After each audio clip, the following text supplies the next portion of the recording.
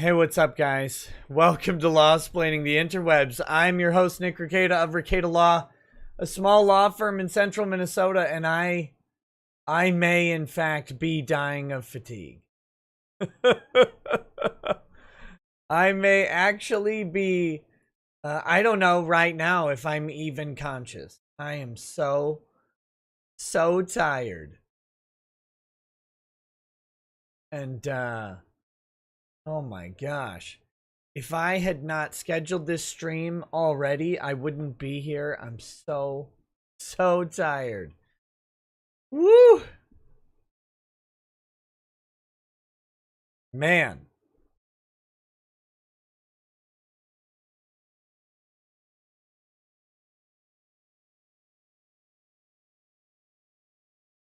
Oh my goodness. Ugh. Excuse me. I'm still waking up. I had an alarm set.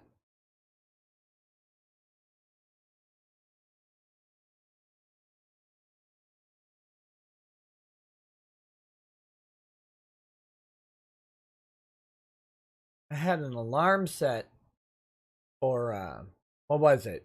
10:35, and I don't remember it existing.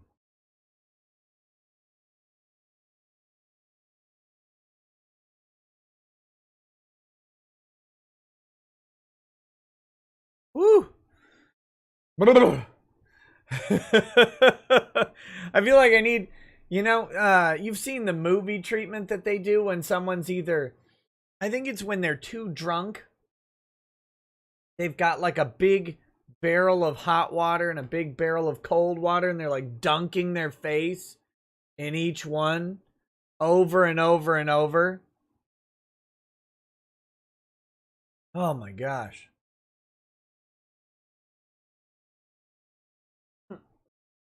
I need that. I need some big person to come and shove my face into varying temperatures of frickin' water.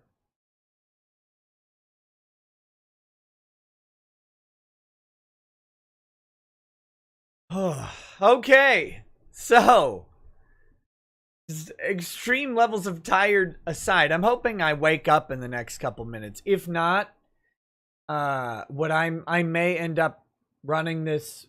I might end up in.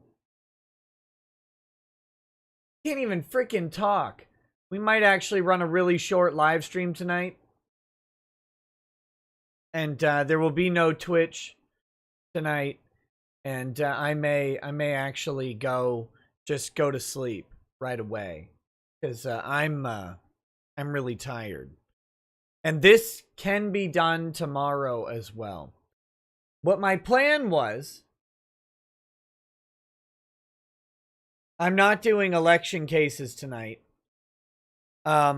There's some big election news to talk about. We're not going to do much at the election. Giving those cases a little time to progress. Oh my gosh. What the plan is to go through and watch the Senate hearings of Jack Dorsey and Mark Zuckerberg. Okay? They've been hauled back in front of the Senate for questions about their potential impact on this election and what it means for Section 230 protection. All right? The video of everybody is something like 4.5 hours, which means it'll take forever to go through the whole thing. But I'd like to do it. I'd like to go through and get all of the takes from all of the Congress people. Good takes, bad takes, whatever. All of the responses from the homeless man and the android. It's, I think it's an important issue to cover. I think it's a very important issue to cover. And because not just from the So there's a couple perspectives about all this.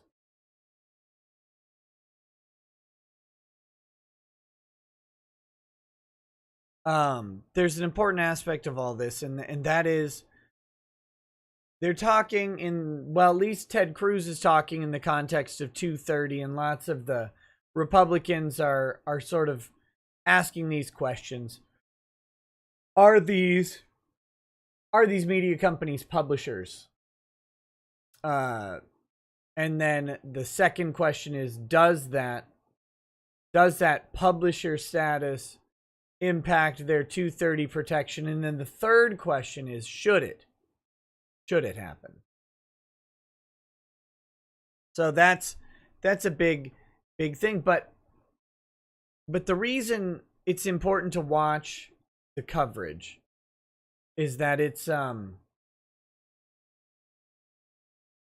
we have to know who's making these decisions and what they think about it. We have to assess whether or not they're, these people have any idea what they're talking about at all. My guess is no.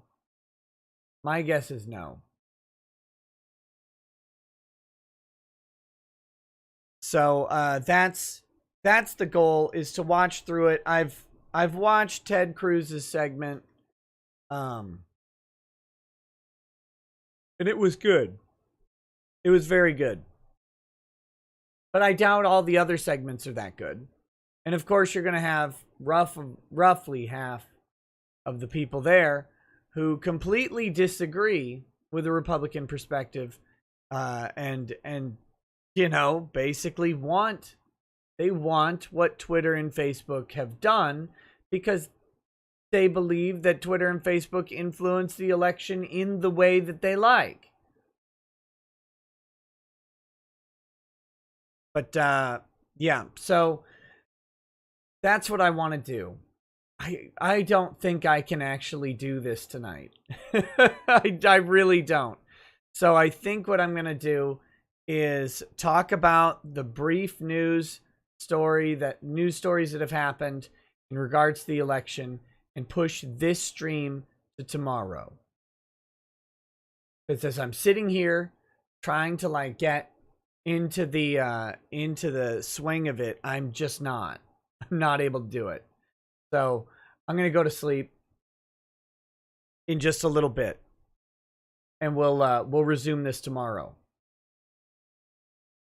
I'll do all the chats that came in at the beginning, but don't send any more in.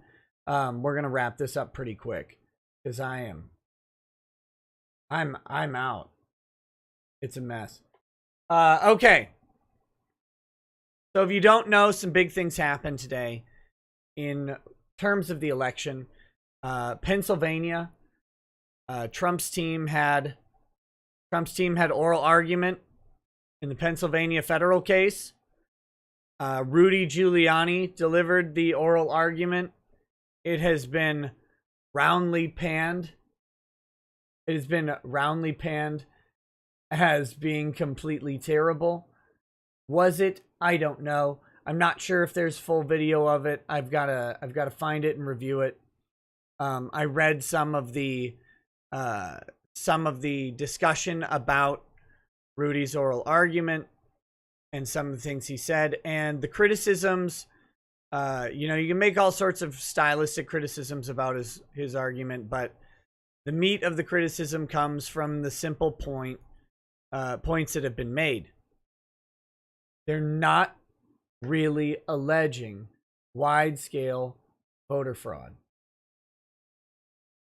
I mean, they kind of are in their argument, but they're not bringing anything with teeth to it. They're just saying that it happened, or more specifically, Rudy's just saying that it happened. His argument for there being wide-scale voter fraud appears to be something along the lines of, you'd be crazy to think that there wasn't. Which, while I may agree conceptually with that, that isn't actually an argument that goes in court. So it's kind of an issue there.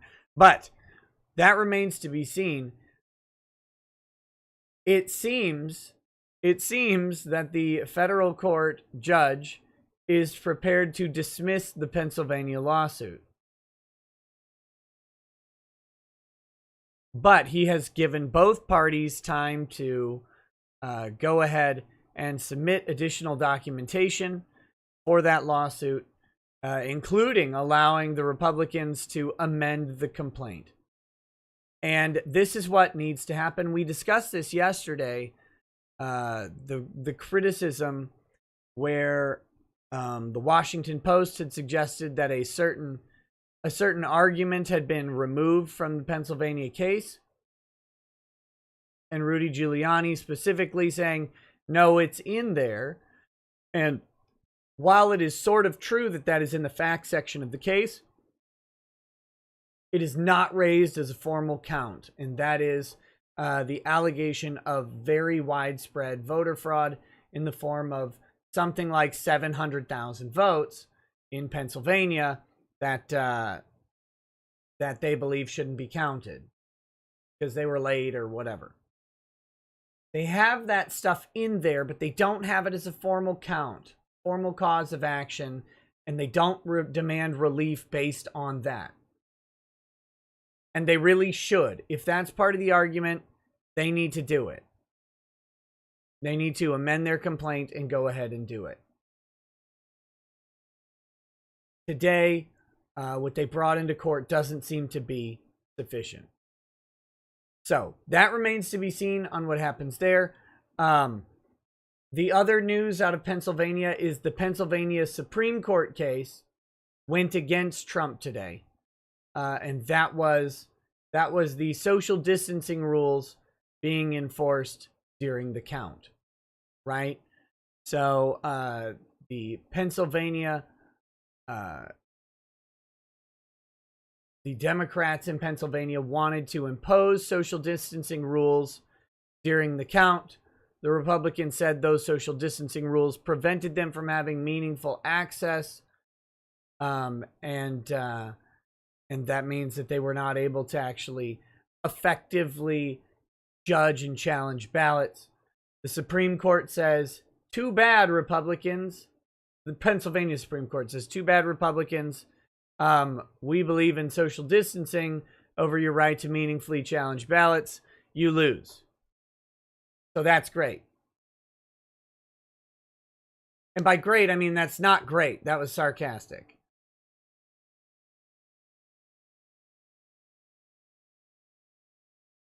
So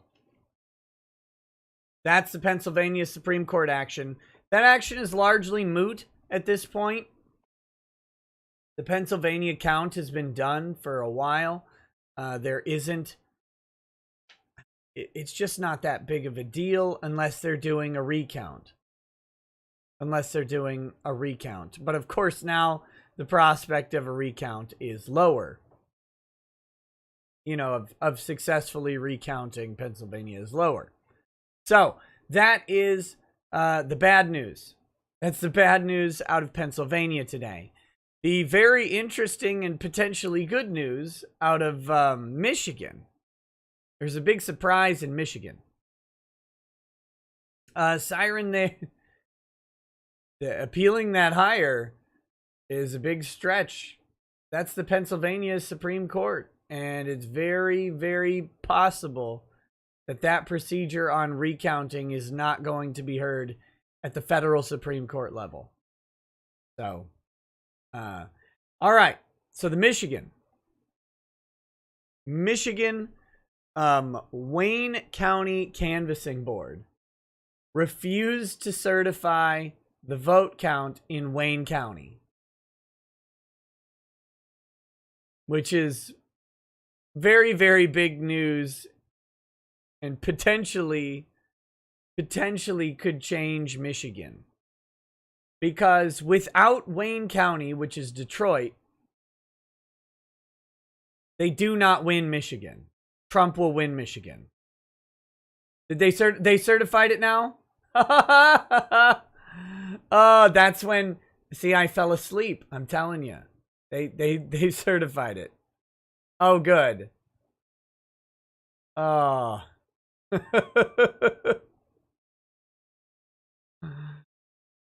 So there you go. They've already voted to certify pending an audit. Okay. Yes, they were doxxed by Antifa. They were threatened. So here we go. That's how we do elections. That's how we do elections, right? Here, let me see if I can pull the news stories up real quick. Wayne County Board of Canvassers.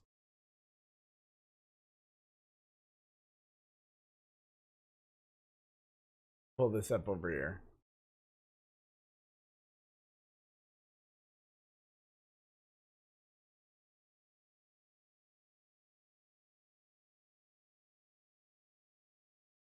Wayne County Board of Canvassers abruptly changed course Tuesday night and certified the results of the November 3rd election after initially deadlocking 2-2 along party lines, which could have delayed the state process for validating pivotal votes.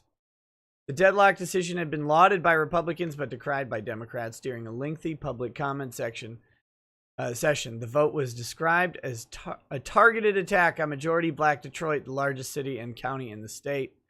After hours of angry responses from Wayne County residents, the change in course was approved. There's a space bar for a reason. Was approved by the 2 Republican and 2 Democrat canvassers with the demand that the Secretary of State's office conduct a comprehensive audit of precincts with unexplained out-of-balance tallies. Those precincts being in Detroit proper. Shockingly. The high-stakes vote, with the eyes of the nation on Michigan's largest county, apparently took place while the video stream for the virtual meeting wasn't working. Oh, okay. Has anybody checked with the canvassers? I don't have that centered at all. Has anybody checked with the canvassers? Are they actually alive? That passed unanimously, Republican member William Hartman said when the video began functioning again. We just voted on that. Moments later, he said, we're going to adjourn, and the board ended its meeting at 9:08 p.m. Minutes after that, President Donald Trump tweeted, based on the past deadlock vote, wow, Michigan just refused to certify the election results. Having courage is a beautiful thing. The USA stands proud. Board Vice Chairman Jonathan Kinloch, one of the 2 Democrats, had been working with Republicans during the meeting to find a way that they would support the certifying the results. Eventually, they landed on the idea of an audit, he said. The public criticism from voters and poll workers in the county also helped change the outcome, Kinloch said. The 2 Republicans listened to the comments, he said. So, wait a minute. The public criticism and the Republicans listened to the comments. The ones where they were being threatened? Those comments? The one where they're being threatened with violence?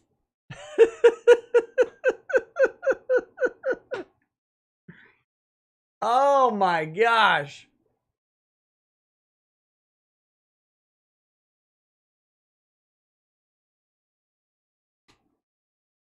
It restored my faith in the fact that yes, government does work, that yes, the people can make a difference, says Kinloch, who has vowed to ensure that the audit takes place. Detroit Mayor Mike Duggan said if the board would have declined to certify the results, it would have been an historically shameful act. Glad to see common sense prevailed in the end, Duggan said. Thank you to all those citizens who spoke up so passionately. You made the difference. The board's votes came after absentee ballot poll books at 70% of Detroit's 134 absentee counting boards were found to be out of balance without explanation.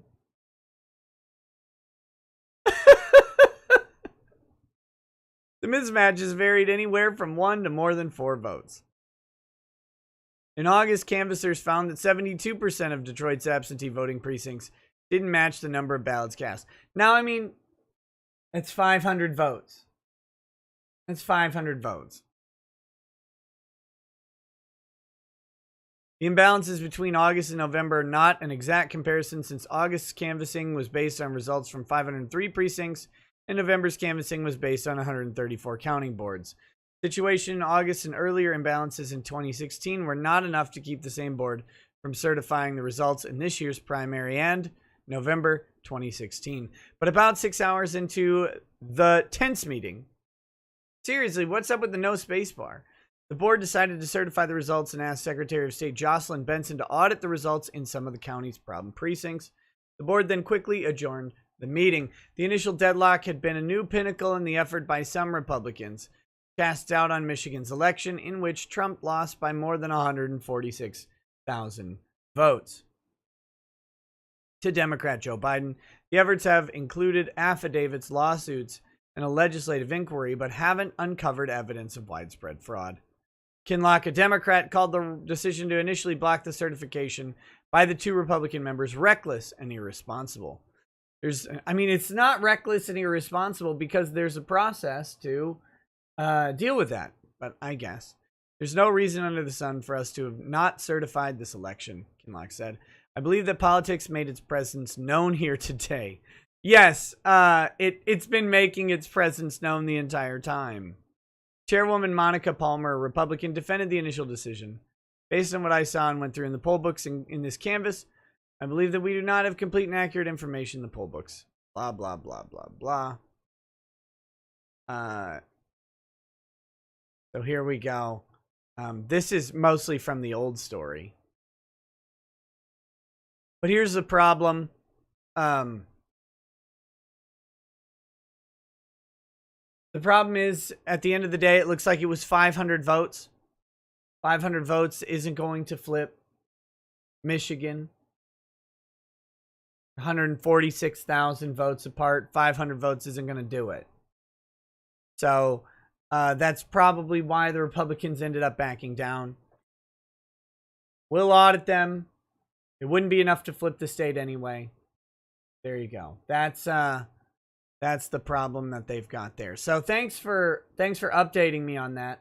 Like I said, before I passed out, when I read the story, it was still at the point where they had not certified them. So much less exciting news out of Michigan. We don't get the fun outcome of seeing if the state board would stick up with that as well. The point is to force an audit. Well, I think you may be very disappointed with the audit that occurs. Oh my gosh.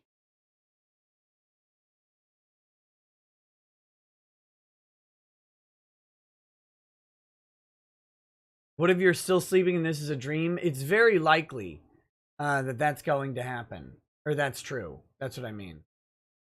I didn't forget to respond to I Fear Squids on Twitter. I just haven't yet. I just haven't responded. Okay, let me read this chat. Someone said more votes found in Georgia. Are they getting close? How many more votes? How many more votes?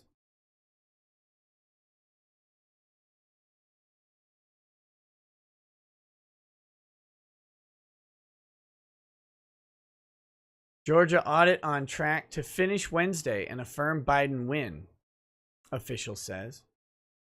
Georgia recount, more uncounted votes found.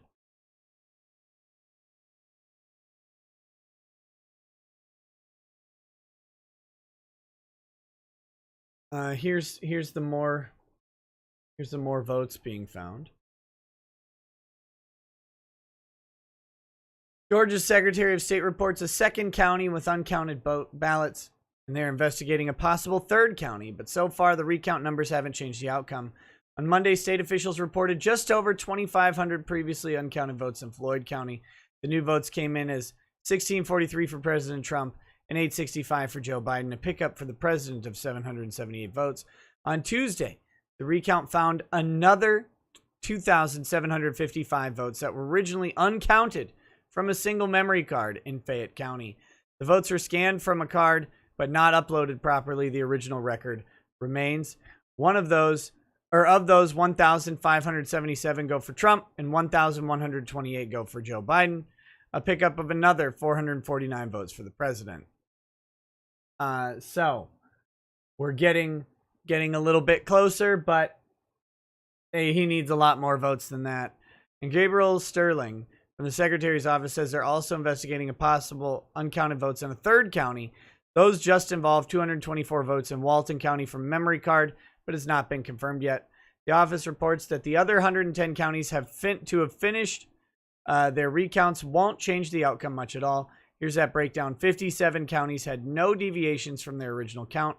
21 counties were either plus or minus 1 off the original ballot count. 32 counties are off by single-digit numbers and are being investigated. In our area, Murray County had no changes. Catoosa County had one more for Trump. Whitfield reported a net swing of 33 for Trump. Going into the recount, Joe Biden led Trump by about 14,000 votes. Now with the new Floyd and Fayette numbers, the Biden lead is down to 12,929 votes. Officials say the recount should be finished by tomorrow. So, there you go. That's how Georgia is going. Do not expect a Georgia flip anytime soon. Anytime soon, outside of serious litigation. It's not going to happen. It's not going to happen.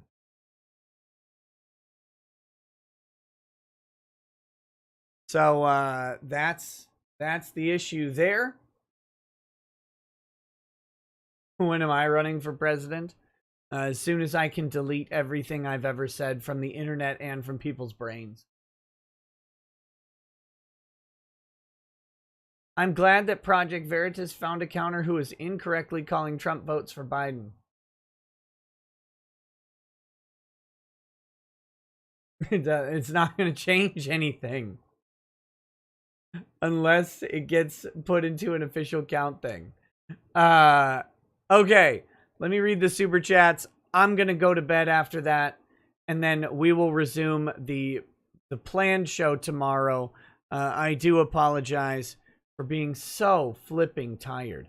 I do want to say, before we go, make sure to check out my Ricada Media channel. I uploaded a video over there earlier today. I did talk about a little while back, the media channel is where shorter content is going to go, other than this live stream, which will be pretty short in general.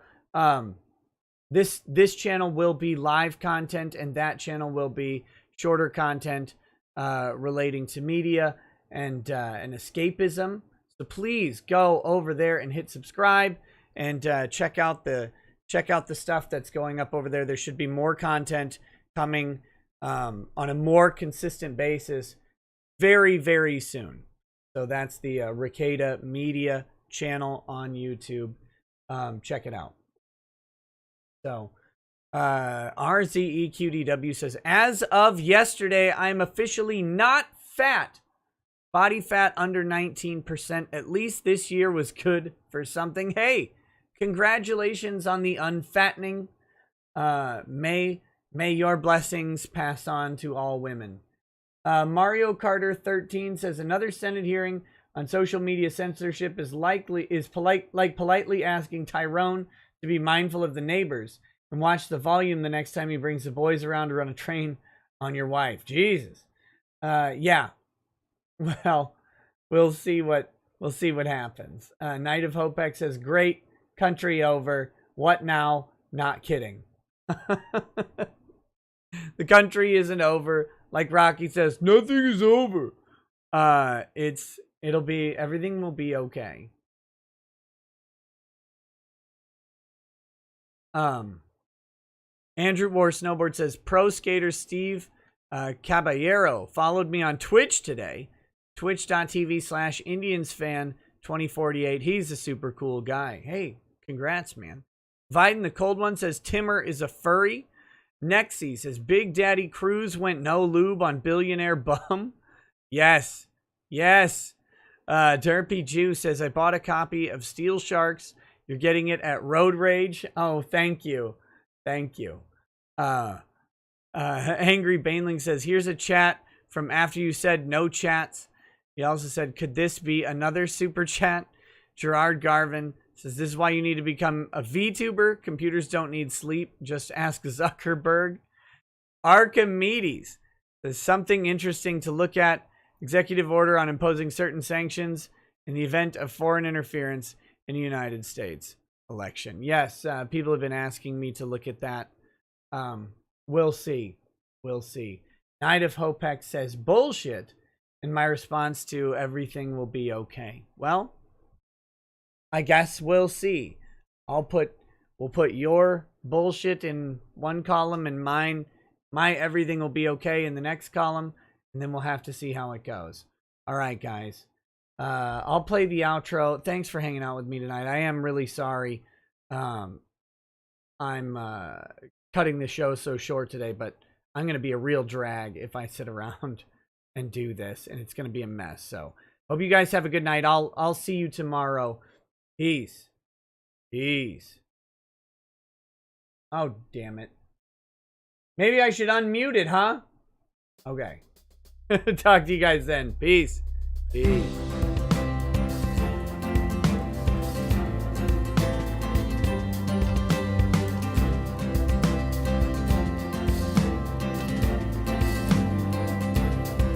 Oh, he drinks a fair bit, but you realize that it just helps get his noggin jogging along. With his glass by his side and his kids asleep tight, we'll hear some law-splaining tonight. With his microphone muted, we'll laugh at this boomer until he explains it's all part of the plan. Watch his face become redder as he becomes meta, raging at idiots from Twitterland. From the white shores of Maine to the hills of Glenlivet, there's no one who explains the law better than Nick. So pour out a glass for the ones who have passed to make the law what we have now. Oh, his lady is fair, and she handles herself with the grace of one who has borne many children. As the wife of a lawman, she makes sure that he has the time and the place to provide for them there. So pour out an art bag, a bow, more a love rug. The spirits flow as the ones who get unemployed. So pour out a glass for the tea post on Twitter as we hear law-splaining tonight. From the white shores of Nan to the hills of Glenlivet, there's no one who explains the law better than Nick. So pour out a glass for the ones who have passed to make the law what we are now.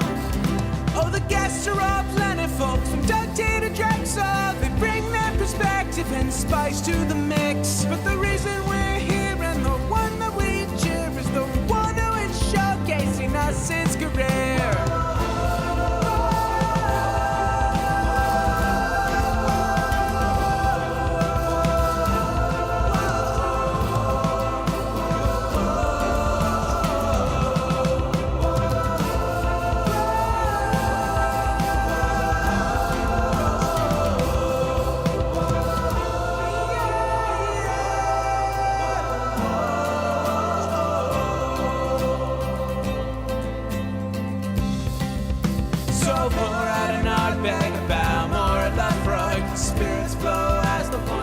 Get unemployed. So pour out a glass for the tea post on Twitter as we hear law-splaining tonight. From the white shores of Nan to the hills of Glenlivet, there's no one who explains the law better than Nick. So pour out a glass for the ones who have passed to make the law